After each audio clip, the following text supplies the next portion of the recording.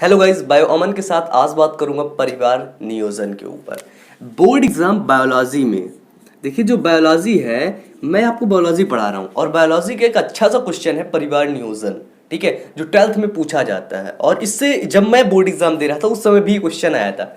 मैंने भी लिखा था क्योंकि मुझे थोड़ा थोड़ी पता था उस समय, है ना। तो इस समय तो खैर देखिए, परिवार नियोजन का मतलब ये होता है कि जो जनसंख्या जो वृद्धि हो रही है, जनसंख्या जो विस्फोट हो रही है, जनसंख्या अचानक से बढ़ रही है, मतलब कि जन्म दर जो है कम है, जन्म दर ज्यादा है, मृत्यु दर कम है। जनसंख्या कहने का मतलब ये है कि परिवार नियोजन मतलब जो जनसंख्या बढ़ रही है उसको रोकने की प्रक्रिया को ही हम बोलते हैं परिवार नियोजन। और उसको हम किसी भी तरह से रोक सकते हैं, किसी भी तरह, मतलब कई मेथड हो सकते हैं उसके। जैसे देखा जाता है कि भारत में जो कम पढ़े लिखे लोग होते हैं उनको एजुकेट करना पड़ता है। उनका काम क्या, बस लगे हैं बच्चे पैदा करने में, लगे हैं 5 6 7 8, मतलब हद मचा दिए यार।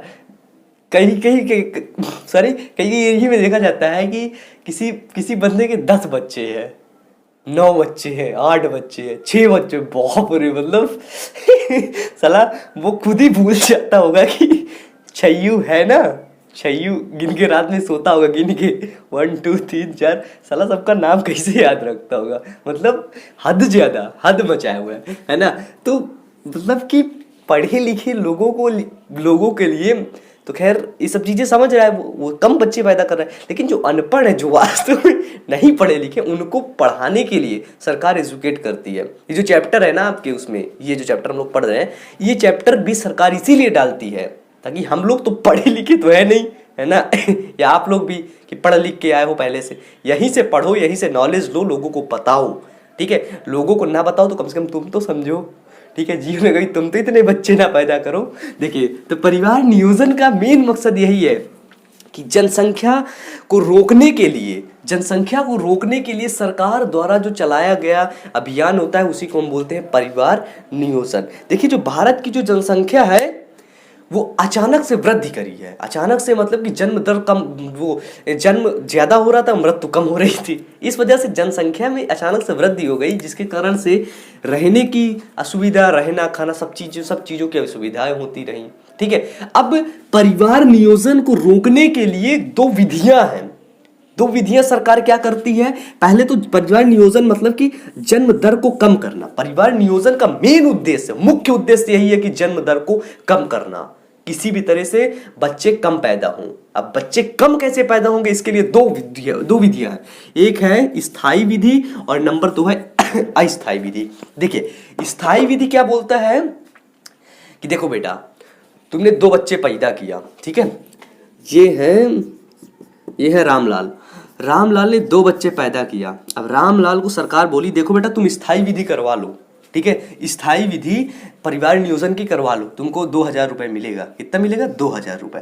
ठीक है, रामलाल गए, स्थायी विधि करवा लिए। तो इनमें से देखिए, अगर लड़की है, अगर फीमेल है तो उसका किया जाएगा ट्यूबेक्टोमी। अगर मेल है तो उसका किया जाएगा वैसेक्टोमी। वैसेक्टोमी मतलब कि नस काट दिया जाएगा, सेक्सुअल एक्टिविटी सारी होगी बस, बट उसके जो सीमेन में स्पर्म नहीं होगा, जिससे बच्चे नहीं पैदा हो पाएंगे और जो ट्यूबेक्टोमी है, वैसेक्टोमी में सेक्सुअल एक्टिविटी सारी होंगी बस बच्चे नहीं पैदा होंगे। ट्यूबेक्टोमी में क्या होता है कि अगर स्पर्म बाई चांस चला भी जाता है तो वो फैलोपियन ट्यूब तक या ओवम तक नहीं पहुंच पाएगा। यही होता है ट्यूबेक्टोमी, जो कि फीमेल में की जाती है, वैसेक्टोमी मेल में की जाती है। तो रामलाल का कर दिए ट्यूबेक्टोमी, ये हमेशा के लिए फुर्सत, है ना, फुर्सत कर दी इनको स्थायी विधि में। ठीक है, इसको बोलते हैं परमानेंट विधि।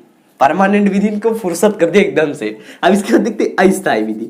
अस्थायी विधि में मतलब कि जैसे आप चाहते हैं कि अभी आपके पास एक बच्चा है ना, अब होने वाले अगले बच्चे के बीच में आप 5 साल का 6 साल का गैप चाहते हैं। इसके लिए कॉपर्टी का आप उपयोग कर सकते हैं ना।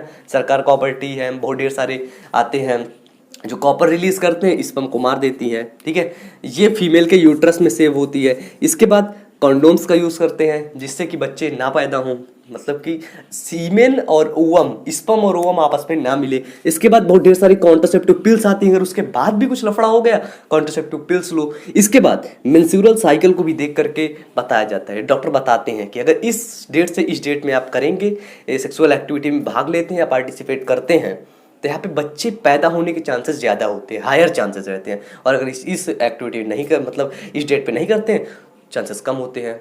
यही है परिवार नियोजन। तो बोर्ड एग्जाम में क्या करना है, फोड़ के लिखना है, बहुत ढेर सारा लिखना है, ठीक है।